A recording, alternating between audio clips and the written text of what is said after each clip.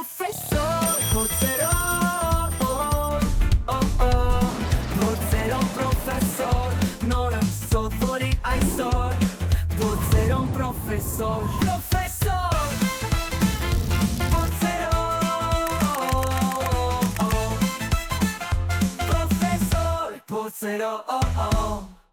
Բարև իմ սիրելի փոքրիկ ընկերներ, ահա նորից մենք հանդիպեցինք իմ համեստ լաբորատորիայում։ Այստեղ մենք սովորում, ծիծաղում եւ պատասխանում ենք աշխարհի ամենահետաքրքիր հարցերի։ Պատրաստ եք։ Հրաշալի է։ Ուրեմն կարդում եմ այսօրվա առաջին հարցը։ Եվ այսպես, բարև սիրելի փորձերոն, ես Կատրինն եմ 11 տարեկան։ Երբ է ստեղծվել առաջին հեռախոսը։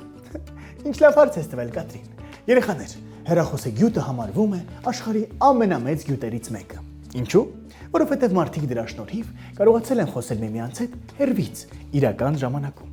Հեռախոսի գյուտը հիմք դարձավ, որ ստեղծվեն ռադիոն, իսկ ավելի ուշ բջջայինը եւ սմարթֆոնը։ Գանք ամենասկզբից։ Էլեկտրական ազդանշաններ հաղորդող առաջին սարքը հեռագիրն էր։ Հաղորդագրությունները հաղորդվում էին հատուկ կոդով, Մորզեի այբուբենով։ 1838 թվականին Սեմյուել Մորզեի ստեղծած այդ կոդում այբուբենի տառերը նշելու համար օգտագործվում էին էլեկտրական հոսանքի կարճ ու երկար իմպուլսներ։ Սակայն բրիտանացի գյուտարար Ալեքսանդր Բելը կատարելագործելով հեռագիրը 1875 թվականին բացահայտեց, որ դրանով կարելի է նաև ձայն հաղորդել։ Նա ստեղծեց մի սարք, որը մարդկանց օգնեց խոսել միմյանց հետ հեռավորության վրա։ Երբ Բելը փորձարկեց այն, նրա ձայնը անցավ լարով, հասնելով մյուս սենյակում գտնվող իր ընկերոջ ականջին։ Սա հեռախոսային առաջին հաջողված խոսակցությունն էր։ Առաջին հեռախոսը, երեխաներ, ուներ միկրոֆոնի նման մի մաս խոսելու եւ լսելու համար։ Ժամանակի ընթացքում հեռախոսի սարքը ձևափոխվեց։ 1900-ականներին մարդիկ ունեին լարերով հեռախոսներ, 1960-ից 70-ականներին հայտնվեցին ավելի փոքր, պտտվող համարներով հեռախոսներ։ 1980-ից 90-ականներին մարդիկ սկսեցին օգտագործել առանց լարի բջջային հեռախոսներ։ Դրանցից հետո ստեղծվեցին սմարթֆոնները, որոնցով կարողանում ենք ոչ միայն խոսել, այլ նաև լուսանկարել, խաղալ եւ օգտվել համացանցից։ Հեռախոսի գյուտը աշխարհը փոխեց։ Մարդիկ սկսեցին իրար լսել հեռվից, լեռներից, այլ քաղաքներից ու երկրներից։ Հիմա ամեն անգամ, երբ դուք վերցնում եք ձեր հեռախոսները եւ խոսում եք որևէ մեկի հետ, հիշեք, դա մի իրագործված երազանք է։ Եվ գուցե մի օր ձեր երազանքն էլ ստեղծի մի նոր հեքիաթ։ Երեխաներ, այ օրինակ դուք գիտեք, թե ինչու են մարդիկ ասում ալո հեռախոսազանգին պատասխանելիս։ Վարկածներից մեկի համաձայն, երբ առաջին հեռախոսները ստեղծվեցին, մարդիկ չգիտեին ինչ բառով պատասխանել զանգին։ Չկար որևէ ձև։ Ամեն մեկը պատասխանում էր իր ձևով։ Գյուտարար Թոմաս Էդիսոնը, որը հայտնի է լամպի գյուտով, առաջարկեց, որ մարդիկ կիրառեն hello անգլերեն բարև բառը։ Այդ ժամանակ hello բառը այդքան էլ շատ տարածում չէր գտել, բայց հեռախոսների տարածումով այն դարձավ ողջույնի ընդունված ձև։ Երբ հեռախոսը տարածվեց աշխարհում, տարբեր ազգեր հարմարեցրին այն իրենց լեզուներում։ Անգլերեն hello, ֆրանսերեն allo, իտալերեն pronto, այսինքն ես պատրաստ եմ խոսելու կամ լսում եմ ձեզ։ Ռուսերեն ալո, իսպաներեն օլա, գերմաներեն հալու, հունարեն պարակալո, այսինքն խնդրեմ։ Ճապոներեն մոշի ալոյի փոխարեն։ Եվ հայերեն ալո։ Այսպիսով հասկացանք, որ ալոն առաջացել է hello բառից, պարզ ու հեշտ արտասանվող տարբերակով, որը մարդիկ սկսեցին ասել հեռախոսը վերցնելիս ստուգելու, թե զրուցակիցը լսում է, թե ոչ։ Ներեցեք։ Ալո։ Իհարկե, հարցերոն մայրդ է, ինչ ասեմ։ Եվ այսպես։ Երեխաներ, ինձ գրել է Մելքոնյան Դավիթը։ Նա հարցնում է ինչպես կարելի է խուսափել տարբեր վարակներից, հարբուխից եւ ինչպես բարձրացնել իմունիտետը։ Շատ կարևոր հարց է տալիս Դավիթ, որովհետեւ ես ոչ միայն պրոֆեսոր գիտնական եմ, այլ նաեւ բժիշկ։ Լավ, մի վախեցեք, չեմ սրսկելու։ Ես միայն ձեր հարցերին եմ պատասխանելու։ Այսպես, ինչպես բարձրացնել իմունիտետը։ Ինչ կասես հարցերում։ Իհարկե չգիտես։ Մի խոսքով, սիրելի Դավիթ, հարցին կա հստակ պատասխան, որը պետք է կիրառել հատկապես ձեր առօրյայում։ Հիմա միասին կազմենք օրակարգ վարակներից խուսափելու եւ իմունային համակարգը ամրացնելու համար։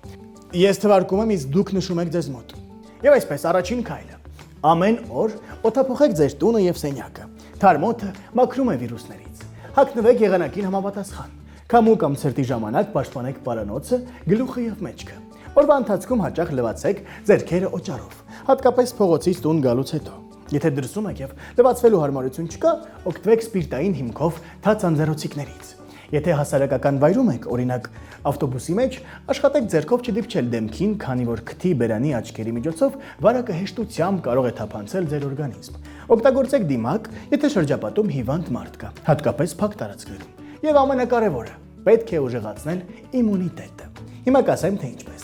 Սնվում ենք հատուկ մթերքներով։ Իմունիտետի բարեկամներն են միրգը եւ հատապտուղը։ Օրինակ՝ կիտրոն, նարինջ, կիվի, մանդարին, ելակ եւ հապալազ։ Բանջարեղեններից բրոկոլի, գազար, սպանախ, կարմիր պղպեղ, հաճախ պետք է օգտագործեք նաեւ սոխ ու սխտոր։ Դրանք ամենաուժեղ հակավիրուսային միջոցներն են։ Սննդակարգում պետք է անպայման ավելացնել ընդեղեն։ Պետք է շատ ջուր խմել։ Մարմինը ջրի կարիք շատ է ունենում, երբ պաշտպանում է մեզ մանրէներից։ Օրը 6-ից 8 բաժակ ջուր օգտագործելը կօգնի ամուր լինել։ Քնեք առնվազն 7-ից 9 ժամ։ Քնով հանգստացած մարմինը լավ կպաշտպանի ձեզ։ Պետք է շատ շարժվեք։ Մարզվեք եւ հաճախ զբոսնեք մաքուր օդին։ Ամենակարևորը երեխաներ, խուսափեք սթրեսից։ Սթրեսը թուլացնում է իմունիտետը։ Դրանից խուսափելու համար պետք է միշտ ժպտալ, քանի որ դա շատ օգտակար է։ Եվ եթե ձեզված գաք, հիշեք, որ պրոֆեսոր Փորձերոնը միշտ ձեր կողքին է։ Պրոֆեսոր Փորձերոն։ Դե ինչ կարդում եմ հաջորդ հետաքրքիր հարցը։ Բարև հարգելի պրոֆեսոր Փորձերոն, ինձ շատ է հետաքրքրում, թե ինչպես են ստանում խմորիչը։ Հարցն ուղարկել է 8 տարեկան Ավետ Ավետիսյանը։ Ինչ է խմորիչը։ Խմորիչը կենդանի միաբջիջ օրգանիզմ է, միկրոբ, խմորասունկ։ Դրանք շատ փոքր են ու աչքին անտեսանելի։ Այս օրգանիզմը սնվում է շաքարով եւ օսլայով եւ արտազատում գազեր, որոնք խմորի մեջ ստեղծում են օդային փոքրիկ պղպջակներ եւ ուռեցնում են խմորը։ Ինչպես է գործում խմորիչը։ Երեխաներ, երբ մենք խմորիչը խառնում ենք ալյուրի, ջրի եւ շաքարի հետ, այդ սնկիկները սկսում են ուտել հատկապես շաքարը։ Արտադրվում է ածխաթթու գազ եւ այդ պատճառով էլ սկսում է փքվել խմորը։ Երեխաներ, խմորիչը կարելի է ստանալ երկու ձևով։ Բնական ձևով ստացող խմորիչը կոչում ենք թթխմոր։ Կա նաեւ արդյունաբերական, երբ ալյուրն ու ջուրը խառնում ենք ամանի մեջ, օդում եղած միկրոբները միանում են այդ խառնուրդին, սկսում են սնվել, աճել եւ բազմանալ։ Սա կոչվում է թթխմոր կամ մայր խմորիչ։ Ճիշտ է, սա ավելի դանդաղ է աճում, բայց թթխմորով պատրաստված հացն ավելի համեղ է։ Իսկ գիտական, այսինքն արդյունաբերական ձևով գիտնականները լաբորատորիայում աճեցնում են խմորիչի տեսակներ, մաքուր, առանց ավելորդ միկրոբների։ Նրանք խմորիչներն աճեցնում են, հետո չորացնում կամ պահում խոնավ վիճակում։ Ուրեմն, երբ խանութից գնում ենք խմորիչ, դա արդեն այդ չորացված սնկիկներն են։ Սիրելի Ավետ, հուսով եմ հարցիդ պատասխանը ստացար։ Իսկ ես անցնեմ հաջորդ հարցին։ Բարև պրոֆեսոր Փորձերոն։ Ես Մարիաննան եմ, 12 տարեկան, Երևան քաղաքից։ Կարող եք ասել, ինչ է Helicobacter pylori-ն եւ ինչ կարող է այն անել։ Իհարկե կարող եմ ասել, սիրելի Մարիաննա։ Helicobacter pylori-ն փոքրիկ պարորաձև բակտերիա է, որն ապրում է մարդու ստամոքսի մեջ։ Այնքան խորամանկ բակտերիա է, որ կարողանում է դիմանալ ստամոքսի թթվին, որտեղ բազմաթիվ մանրէներ չեն կարող ապրել։ Երեխաներ, այս բակտերիան վտանգավոր է, քանի որ վնասում է ստամոքսի պատերը, թուլացնում դրանց պաշտպանական շերտը, առաջացնելով բորբոքում կամ խոցեր։ Ինչ նախանշաններ կան։ Ստամոքսի ցավ, հատկապես սոված ժամանակ, փքվածություն, գազեր, սրտխառնոց, քաշի անկում, աչքի տակ մքացած մարկ։ Շատ մարդիկ երեխաներ ունեն Helicobacter pylori բակտերիան, բայց երբեմն տարիներով ոչ մի ախտանշան չեն ունենում։ Ինչպես է այն փոխանցվում։ Կեղտոտ ձեռքերի միջոցով, ոչ մաքուր սննդից կամ ջրից, մոտիկ շփման դեպքում, օրինակ համբույրից։ Երեխաներ, այդ նշաններն ունենալու դեպքում պետք է դիմել բժշկի։ Խնդիրը բուժվում է հակաբիոտիկներով եւ այլ դեղերով։ Բուժման կուրսը սովորաբար տևում է 2 շաբաթ։ Այնպես որ առողջ եղեք։ Պրոֆեսոր Փորձերոն։ Երեխաներ, որքան շատ են ձեր նամակները։ Ես երջանկանում եմ, երբ մեծ ողջավորությամբ եք ինձ այսքան հարցեր ուղարկում։ Շատ ապրեք։ Դե ինչ, ես անցնեմ հաջորդ հարցին։ Բարև սիրելի պրոֆեսոր։ Ես Հակոբն եմ, 10 տարեկան եւ սովորում եմ Եվրոպական դպրոցում։ Ուզում եմ իմանալ, արդյոք հնարավոր է լուսինը ոչնչացնել։ Ոչ, սիրելի Հակոբ, լուսինը ոչնչացնել հնարավոր չէ։ Դա ոչ միայն տեխնիկապես է անհնար, այլև կործանարար կլինի երկրի համար։ Եվ ընդհանրապես, ինչու ոչնչացնել։ Ինչը ձեզ դուր չի գալիս։ Երեխաներ, լուսինը շատ մեծ է։ Նրա տրամագիծը մոտ 3500 կիլոմետր է եւ այն ունի ահռելի զանգված։ Նույնիսկ աշխարհի բոլոր միջուկային զենքերը միասին չեն կարող այն պայթեցնել կամ լրջորեն վնասել։ Ծովերի եւ օվկիանոսների մակընթացությունները կխախտվեն, ինչը կվտանգի կենդանիների գոյությունը։ Երկրի առանցքը կխախտվի, կփոխվի կլիման, եղանակը կդառնա անկանխատեսելի։ Գիշերային երկինքն առանց լուսնի կլինի շատ մութ։ Երեխաներ, լուսինը մեր հավատարիմ ուղեկիցն է տիեզերքում։ Նա ոչ միայն գեղեցիկ է, այլև կենսական մեծ նշանակություն ունի մեր մոլորակի կայունության համար։ Եվ առհասարակ, այն ինչ կա տիեզերքում եւ բնության մեջ, չի կարելի ոչնչացնել։ Ամեն ինչ մեծ նշանակություն ունի մարդու կյանքում։ Սիրեք տիեզերքը, բնությունը եւ իհարկե կենդանիներին։ Այսպիսով, սիրելի Հակոբ, մենք իմացանք, որ ոչ միայն անհնար է ոչնչացնել լուսինը, այլև չի կարելի։ Ես ունեմ հաջորդ հարցը։ Այս մեկը տեսահարց է, երեխաներ։ Եկեք միասին դիտենք։ Ելի փորձեր ունի, ինչ անեմ, երբ նկատում եմ ինձ անծանոթ մարդ հայտնի։ Աննան շատ կարևոր հարց է ուղարկել, երեխաներ։ Երբ դպրոցից կամ խաղահրապարակից տուն եք քայլում, աշխարհը ձեզ թվում է մեծ, երբեմն էլ մի քիչ վախեցնող։ Բայց ես ուզում եմ, որ դուք հիշեք, դուք երբեք մենակ չեք։ Եկեք դիտեք տեսանյութը եւ հասկանանք այս հարցի պատասխանը։ Աքսաննա։ Պրոֆեսոր Փոսերո Ողջույն սիրելի երեխաներ, ուրախ եմ, որ հետևում եք մեզ եւ նման հետաքրքիր եւ ամենակարևորը պիտանի հարցեր եք ուղարկում։ Նման հարցերը օգնում են մեզ պատրաստ լինել տարբեր իրավիճակների եւ հստակ իմանալ, թե որ դեպքում ինչ պետք է անել։ Առհասարակ ոչ բոլոր երեխաներն են համարձակվում խոսել վտանգավոր եւ վախեցնող բաների մասին։ Նման հարցերը եւ երևույթի քննարկումը օգնում է շատ երեխաների բաց եւ անկեղծ խոսել ծնողների, ուսուցչի կամ հոգեբանի հետ վտանգավոր դեպքերի մասին։ Այսօր մեզ հարցնում են, թե ինչ պետք է անի երեխան, երբ նկատում է, որ փողոցում իրեն հետևում է անծանոթ մեկը։ Մենք հարցում ենք իրականացրել երեխաների շրջանում այս թեմայով։ Երեխաների մի մասը նշել է, որ չի պատկերացնում, թե ինչ պետք է անել, իսկ մի մասը նշել է, որ որոշակի պատկերացում ունի։ Եկեք ծանոթանանք պատմությանը եւ լուծենք տարբերակները։ Սա Լիաննան է։ Նա 10 տարեկան է։ Նա դպրոց է գնում ու վերադառնում է տուն ինքնուրույն։ Ինքնուրույն գնում է բարի դասերի եւ թատերական խմբակ, միշտ ուշադիր է, բայց մի քիչ ամաչկոտ աղջիկ է։ Նա սիրում է տուն գնալու ճանապարհին ականջակալներով երգ լսել ու հետևել թռչուններին։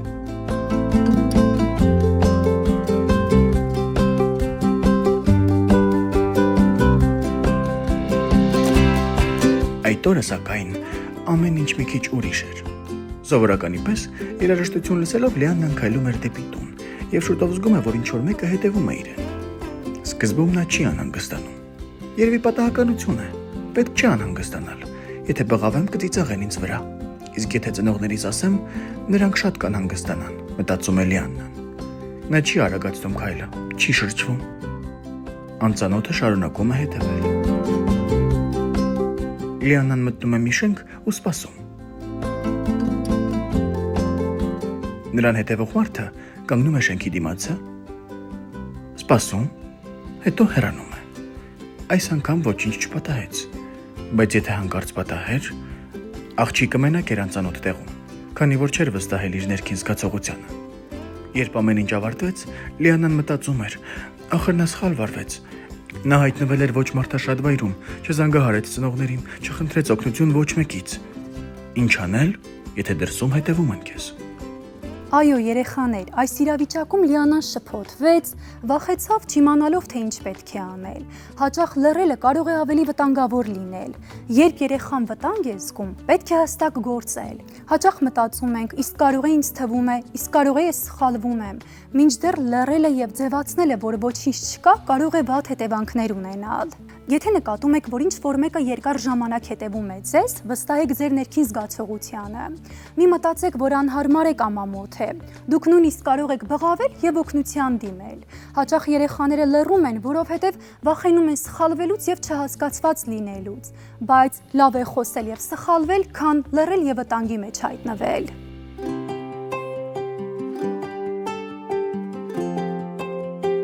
Այս անգամ Լիաննան մի պահ կանգ է առնում, զգուշորեն հետ նայում։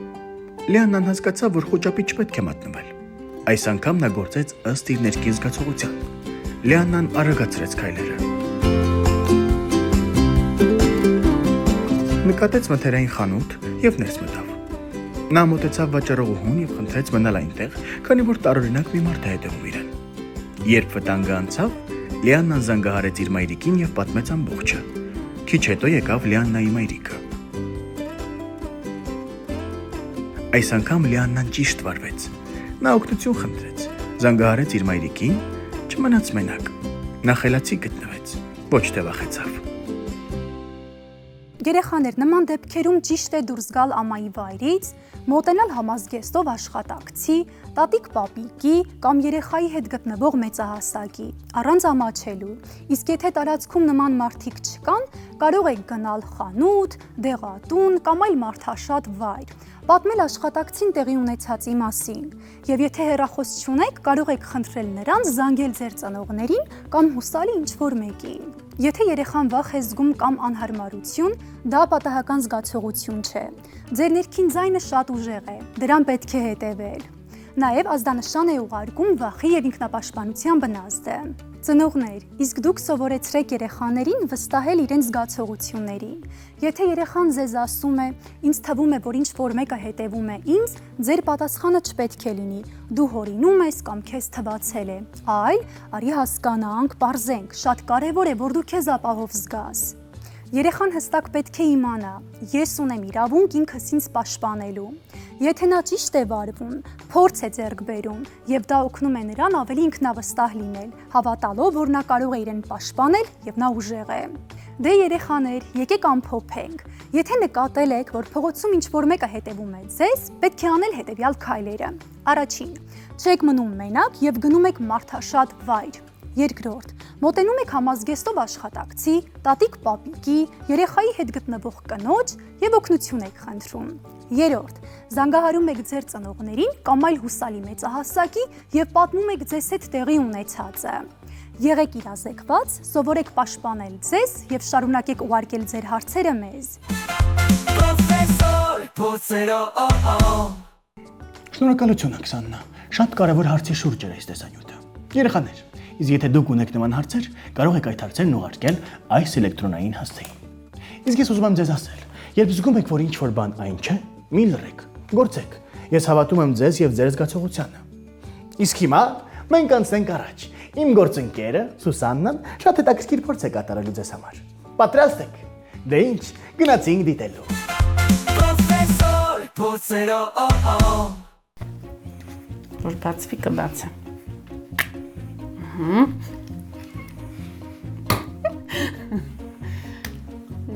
Լամպը ու լավան նորմալ բառեր են, ժողովուրդ, օգտագործում եմ։ Լավան այո, օգտագործում ինչ ես ասում։ Ես էլ ասում եմ, ես գիտափորձի մեջ ոչ մի բան չի թափվելու։ Ստեն թափվեց։ Ողջույն սիրելի հեռուստադիտողներ, այսօր մենք ձեզ հետ կատարելու ենք շատ հետաքրքիր գիտափորձ եւ այդ գիտափորձի անվանումը լավա լամպ է։ Այսօր ինձ օգնելու է իմ գործընկեր Ալեկոն։ Ողջույն։ Մեզ այս գիտափորձի համար անհրաժեշտ է երեխաներ, Զետ։ Ջուր։ այո, Ուտելիքի համար նախատեսված գունանյութ այո, եւ թթվայնության, համար հաբ։ այո։ Սիրում ես գիտափորձեր։ Այո, Շատ։ այո, Փորձենք իրար հետ, տեսնենք հետաքրքիր է ստացվում մեր գիտափորձը։ այո։ Լավա լամպը գիտես ինչ է։ Այսինքն որ սպտտվում է ու լույս է տալիս տարբեր գույներով։ Մենք փորձելու ենք դրանից ստանալ։ Սկսենք։ Այո, Սկզբում անհրաժեշտ է, որպեսզի ձեթը լցնենք այս շշի մեջ։ Կլցնես դու։ այո, Ես բացեմ դու լցրու։ Լցրեցինք։ Մինչև այստեղ կարող ես լցնել։ Ես էլ ասում եմ, ես գիտափորձի մեջ ոչ մի բան չի թափվելու։ Ստեն թափվեց։ Ահա այսպես մենք ծածկեցինք փոքրիկ թերությունները, սիրելի երեխաներ, ուշադիր կլինեք, որպեսզի ծնողները չբարկանան ձեզ վրա։ Ու մենք շարունակենք գիտափորձը, լավ։ այո, Ալեկո։ Հիմա փորձելու ենք մի փոքր ջուր լցնենք ձեթի մեջ։ Տեսնենք ջուրը եւ ձեթը կխառնվեն իրար, թե ոչ։ Ես լցնեմ ջուրը։ այո, Ինչպես տեսանք, սիրելի երեխաներ, ջուրը իջնում է ավելի ներքև, այսինքն ձեթը բարձրանում է վերև։ Ջուրն ու ձեթը չեն խառնվում իրար, այլ ջուրը իջնում է ներքև, քանի որ նրանց խտությունները տարբեր են։ Ջրի խտությունը ավելի բարձր է, մոտավորապես 1 գրամ սանտիմետր խորանարդ է, իսկ ձեթի խտությունը ավելի փոքր է, մոտավորապես 0.9 է։ Դրա համար ջուրը իջավ ներքև, իսկ ձեթը բարձրացավ ավելի վերև։ Հասկացա՞ր, Ալեկո։ այո, Հիմա շարունակենք գիտափորձը։ Հիմա փորձում ենք գունանյութ լցնել ձեթի վրա ու տեսնենք ինչպիսի տեսք կունենա։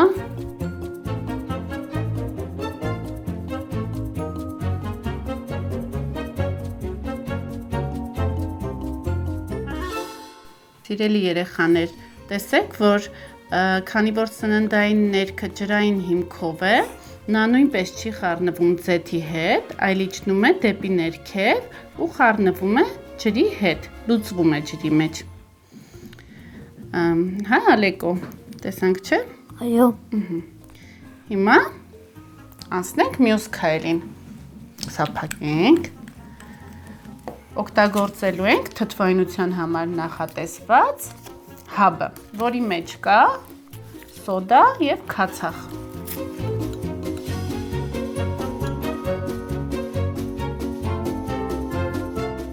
Լավա լամպի էֆեկտը ստացանք։ Ինչու՞, քանի որ այս թթվայնության հաբի մեջ կար սոդա և քացախ, իսկ սոդան և քացախը ջրի հետ ռեակցիայի մեջ են մտնում և այդ պատճառով գունանյութը ջրի հետ բարձրացնում են վերև և տեղի է ունենում այս գեղեցիկ պրոցեսը։ Հետաքրքիր է։ Այո։ Սիրուն է, չէ։ Այո։ Իսկ կարող ենք տակը լամպ տնենք, որ ինքը լամպ լինի։ Հետաքրքիր բան ես ասում, Ալեկո, փորձենք։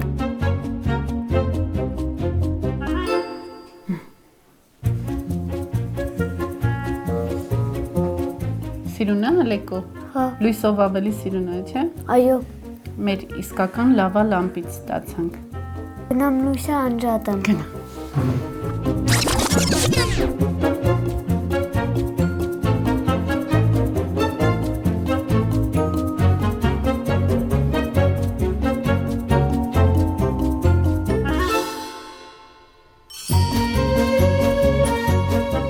Հետաքրքիր էր, սիրելի երեխաներ։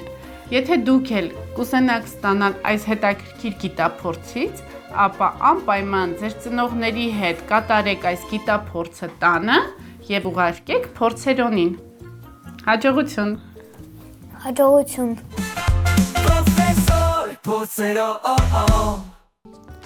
Ահա եւ վերջ, սիրելի փոքրիկներ։ Մեր այսօրվա հրաշալի հանդիպումն ավարտվեց։ Այսօր էլ միասին շատ բաներ սովորեցինք։ Դե ինչ, հիշեք, որ դուք յուրահատուկ եք, խելացի եւ ուժեղ։ Մի վախեցեք հարցեր տալ, երազել եւ մեծանալ մի փոքրիկ եկած ձեր սրտում պահած։ Չեք մոռանում, որ ձեր հարցերը պետք է ուղարկել այս էլեկտրոնային հասցեին։ Ցտեսություն իմ փոքրիկ հերոսներ։